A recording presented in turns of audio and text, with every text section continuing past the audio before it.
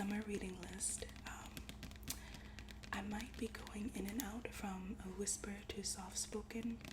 I think I might keep it soft spoken because your girl is a singer and whispering is not the best thing. But yes, so I'm super excited to be back, and I hope you all enjoy this video, and let me know if the lighting is okay. I tried to put down the brightness, but yeah, this is like crazy. I haven't done an ASMR video in like forever. So, but I also, because if you're reading, you also got to have coffee. This is my J. I think it's backwards for you guys, but this is my J mug. Oh, it's really hot. And I made myself some coffee.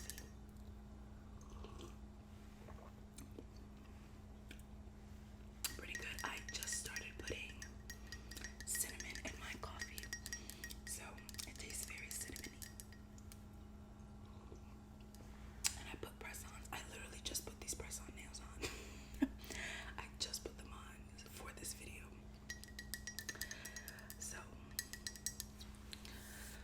I'm excited so I can like tap and have nails to tap, because my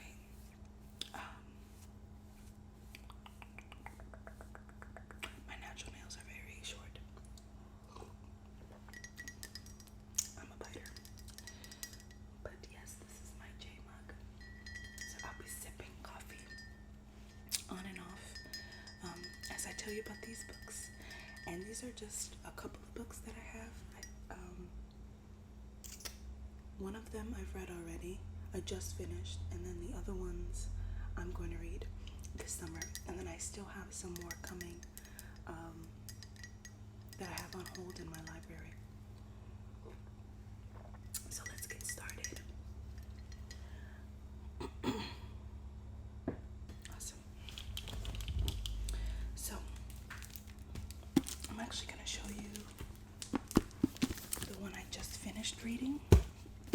Oh, there's two I read already. So let me see.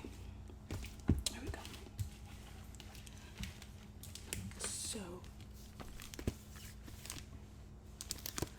these two I already read. I just finished this one, and this one I read a couple weeks ago. So this one, it's so cute. It's called I'll Be the One. I'll Be the One by Lila Lee. And it's so sweet. It's about this Korean girl, and she's from California, and she's a great singer and a great dancer, and she's about to audition for this like really big K-pop star competition, you know. But the only thing is that she's plus size, right? And so the model on this book, she's actually smaller than what the girl describes herself as in the book.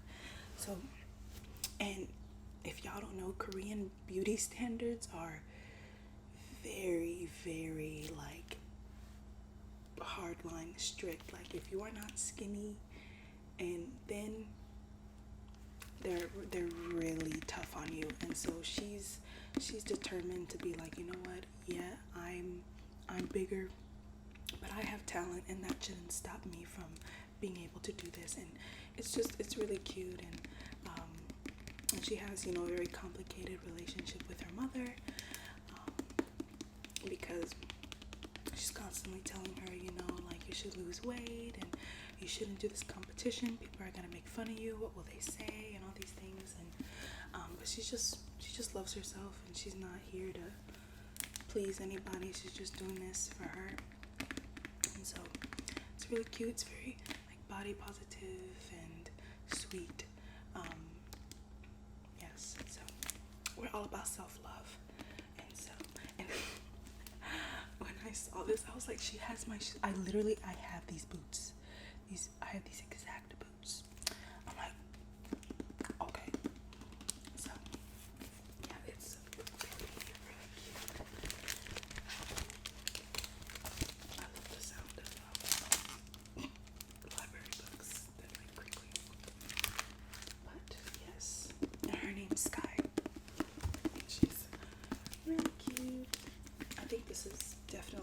must read for teenagers. I know I'm about to be 23, but I still like to read books like this.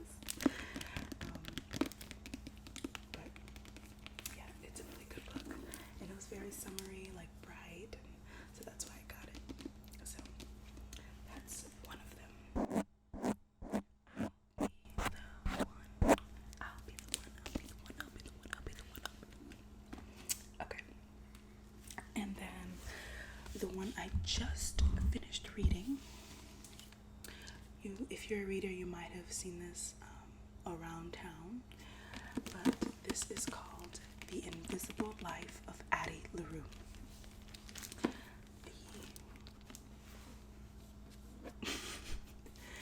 Sorry, I'm like, it's been a minute. The Invisible Life of Addie LaRue.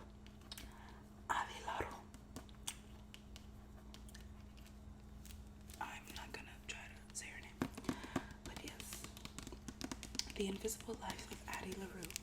And on the cover, there's 7 stars. 1, 2, 3, 4, 5, 6, 7. Because our girl Addie LaRue has 7 freckles across her face. 1, 2, 3, 4, 5, 6, 7. And they always talk about her 7 freckles and how they look like stars across her face. And so on the back it says, a life no one will remember, a story you will never forget. And I liked it. I don't think I really, maybe it's because I'm just getting older, but I wasn't really able to connect too much with the characters in here, like where I felt like, I was really invested in how their stories played out and how it ended. But Addie LaRue was born in the 18th century France, around 1718. And so she's really worried about just not being remembered, or like just not being able to live the life she wants. And because everyone around her, every woman is just expected to marry, have children, and die. And she's like, that's not the life I want. I don't want to stay here in this small French town just to marry a man and die, and have his children and then die. And so she tweaked and she went out into the woods and basically made a deal with the devil to live forever. But the devil being the devil, tricked her, and basically, yes, she will never get old, but she will also never be remembered. So she's unable to say her name. She is unable to tell her story to people. And every time she meets someone and she walks away, they forget her. So she could be, y'all could have a nice conversation with Addie, and then, you leave and you come back maybe like 10 seconds later and you're like, who are you? Why are you in my house? It's like no one ever remembers her. So it's pretty sad, but I think it's definitely beautifully written. And so I would say give it a try if you want, but I wasn't like, wow, I need to own this book. Like, this book is, it was okay. But yes, it was a good read. So, The Invisible Life of Addie LaRue. And I feel like this is more of like a winter book. Yeah, like cozy up by the fire kind of book. I don't know, but I read it. So that is that one. So those are the 2 that I read already.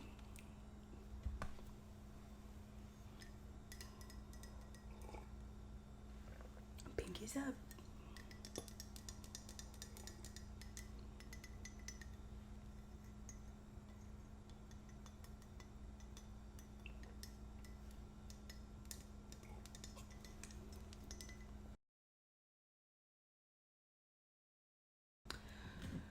since I just finished the Addie LaRue book, I started up this one. And so this is called Hurricane Summer. And it has a beautiful woman on the cover. She has her afro, and in her afro is a hibiscus flower. And you can see like the rain on the cover, like the specks of rain. It's a really pretty cover. I like the colors. This blue is one of my favorite colors. Hurricane Summer. And this book is like really fitting right now because the Midwest has just been going off. I mean, the amount of tornado warnings that I've gotten in the past week. And usually, like, yeah, we get thunderstorms out here and like a lot of rain, but all these tornadoes, like, what's happening? I'm like, is a hurricane next? You know? No, but usually, because I live by a lake, we don't get tornadoes. But the further west, the further away from the lake you get, the more likely it is. And so we actually did. People out in the west suburbs got hit by a tornado. And it's been raining like crazy, thunderstorming. It was lightning and thunder just last night. Flooding. So it's been kind of crazy out here in the Midwest. So I'm like, this book is perfect. Even though it's not hurricanes, but it's a storm, you know. So Hurricane Summer. So I'm excited to read this. It's the author is actually, I didn't know until I like opened it up, but her name's Asha Bromfield. And if you watched Riverdale, she's one of the Josie and the Pussycat girls. I was like, oh, that's crazy. I didn't know that. She's the drummer, Melody Jones. So she's an actress, she's a singer, and she's actually of Afro-Jamaican descent. And so this book is about this girl who, her and her sister have to go to Jamaica with their father for a summer. But they have a very complicated relationship with their father, and it's that love-hate relationships that some people can have, especially the complicated relationship between a father and a daughter. And so I can actually read the synopsis. It says, Tilla has spent her entire life trying to make her father love her. But every 6 months he leaves their family and returns to his true home, the island of Jamaica. When Tilla's mother tells her she's spending the summer on the island, Tilla dreads the idea of seeing her father again, but longs to discover what life in Jamaica has always held for him. In an unexpected turn of events, Tilla, I don't know if her name is Tila or Tilla. Tilla is forced to face the storm that unravels in her own life as she learns about the dark secrets that lie beyond the veil of paradise, all in the midst of an impending hurricane. Says Hurricane Summer will take you on a powerful coming-of-age journey that explores young love, the father-daughter dynamic, colorism, classism, and the inherent dangers of becoming a woman. And there's this pretty picture in the inside of a waterfall right here. And it's actually like, it's excited. My family is planning to go to Puerto Rico in a few weeks, and I'm like, I can't wait to see. I just can't wait to be on an island again. We love the Caribbean islands. So, I'm excited to read this book.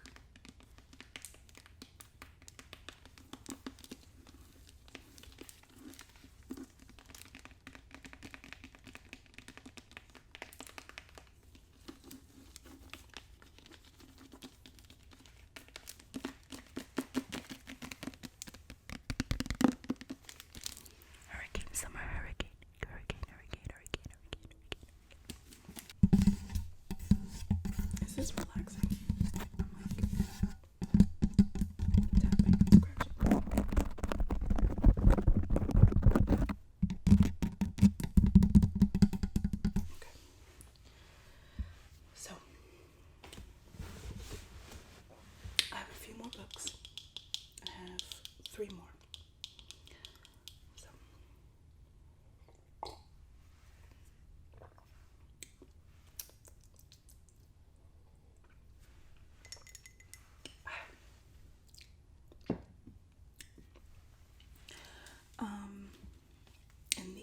actually don't know much about, because I put them on hold a while ago. So, but this one is called This Time Will Be Different. This time will be different. It's very pretty woman on the cover. And so yeah, I actually forgot what this one is about. So I'm gonna read the synopsis. Okay. Katsuyama's never quit, but 7-year-old CJ doesn't even know how to get started. She's never lived up to her mom's type A ambition, and she's perfectly happy just helping her Aunt Hannah at their family's flower shop. Hannah believes each flower has a meaning, and that with her own brand of flower magic, she can help her customers achieve their heart's desire. CJ believes Hannah is full of it, but when it comes to arranging the perfect bouquet, she's finally found something she might be good at, a skill she might even be proud of, until her mother announces that she's planning to sell the shop to the McAllisters, the same people who swindled CJ's family and many others out of their property when Japanese Americans were sent to internment camps during World War II. Suddenly, a rift threatens to splinter CJ's family, her friends, and their entire Northern California community. And for the first time, CJ is finding the strength to step up and fight. Okay, awesome. Yes, so I remember I was getting a lot of ads on Instagram for books during Asian American History Month. And so this one popped up and it looked really interesting. That one and I'll Be the One. And I think it's really important. I make it a point to read books with people of color. Just like I like to watch shows and movies that are about representation. I like to read books as well with women of color. So that's kind of what I think. Addie LaRue was the only one that didn't have the main protagonist as a woman of color. She was French. So I think I'm gonna read this book. I don't know, because I have these two. Like, these are the two I'm gonna read next after Hurricane Summer. I don't know if I want this one or this one. We'll see. Probably this one.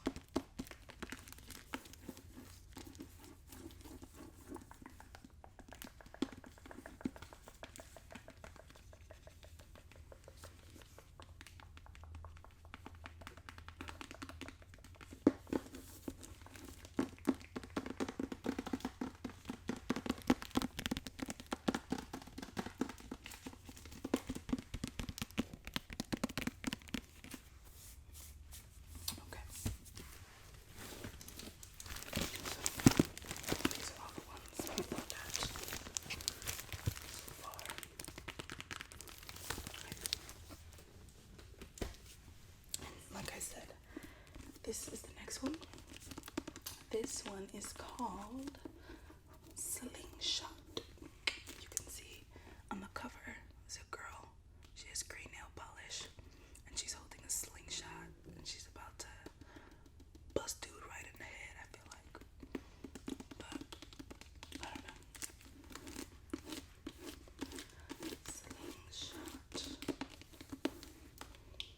So again, I forgot. It says, true love has its worst aim. Has the worst aim. So it's a romance book. Let's see. Grace Wells is stuck at a third-tier boarding school in the swamps of Florida, where her methods of survival is strict, self-imposed loneliness. And it works. Her crap attitude keeps people away because without friends there are fewer to lose.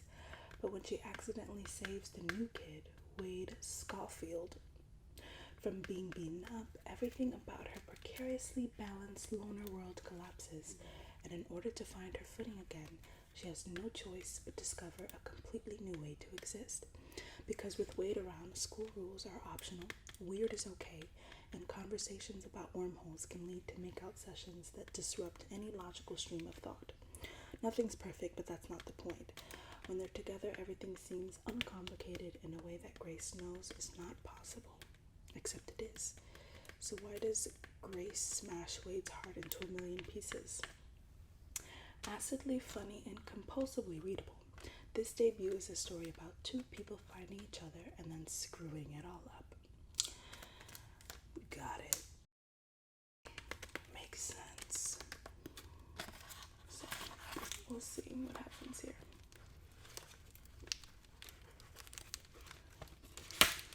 Hopefully it's good.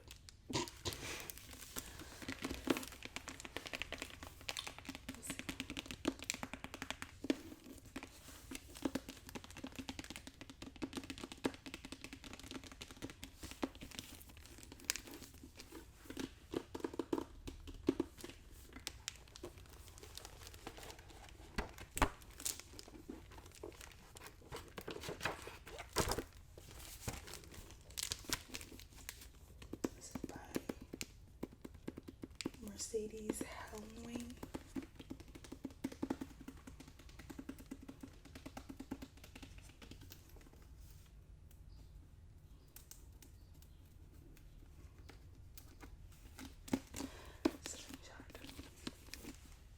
So there's that.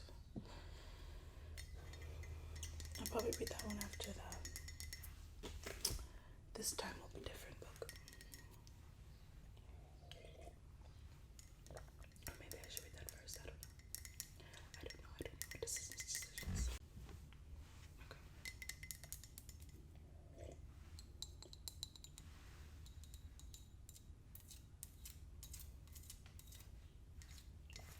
Okay. And so now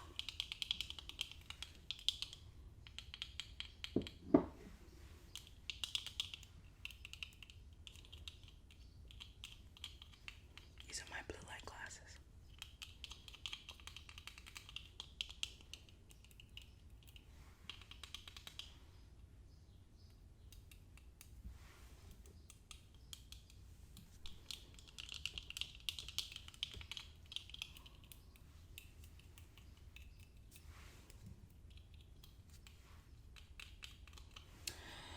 Okay.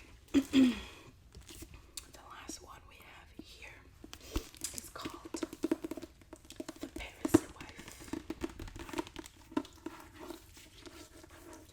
The Paris Wife. And this one, I don't know, it's either hit or miss for me. So I believe it's about the wife of Hemingway. Yeah, Hemingway, Ernest Hemingway's wife. But I don't know. I feel like it could either be really good or really boring.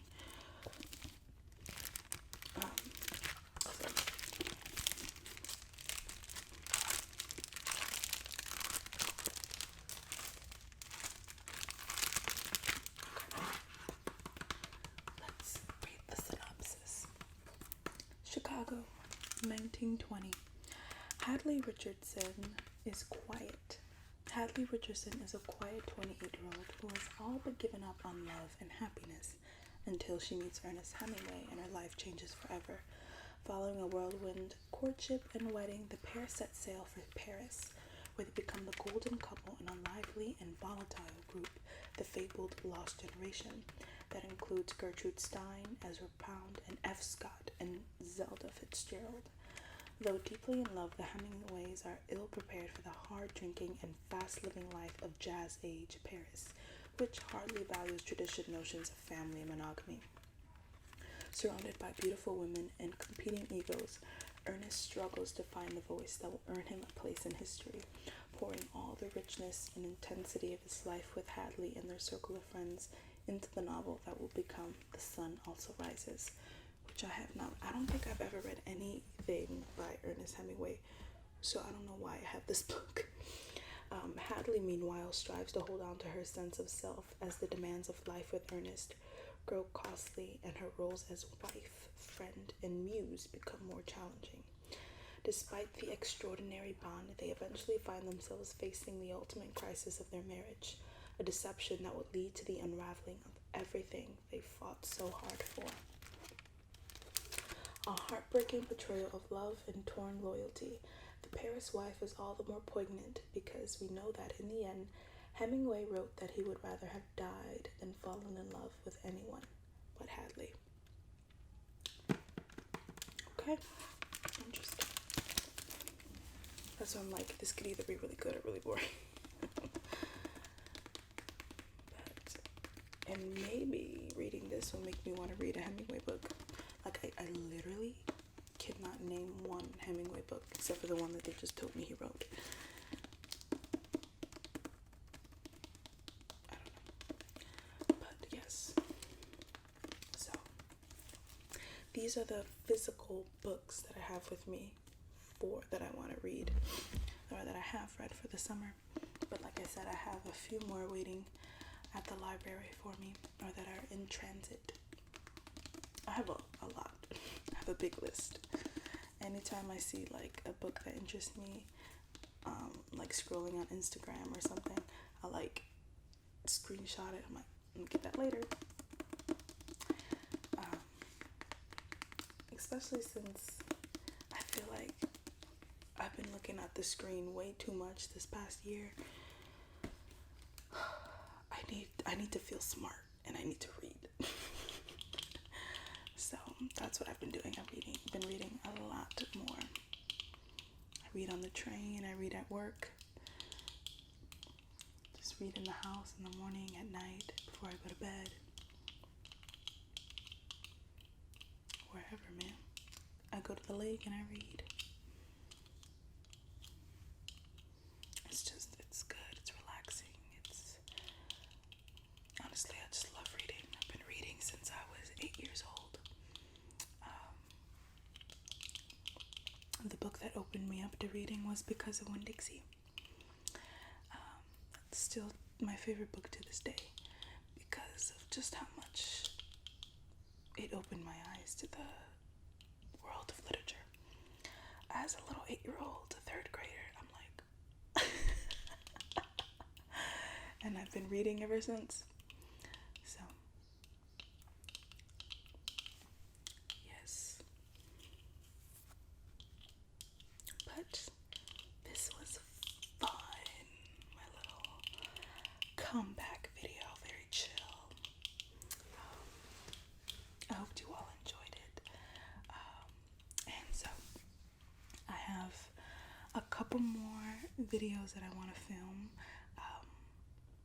So I have a few ideas, so definitely be looking out for more videos from me, because I want to come back for y'all. I want to come back. I want to make the time and the effort, because I love ASMR. I've been watching it since I was 14 years old, freshman in high school. It's been almost a decade since I found ASMR.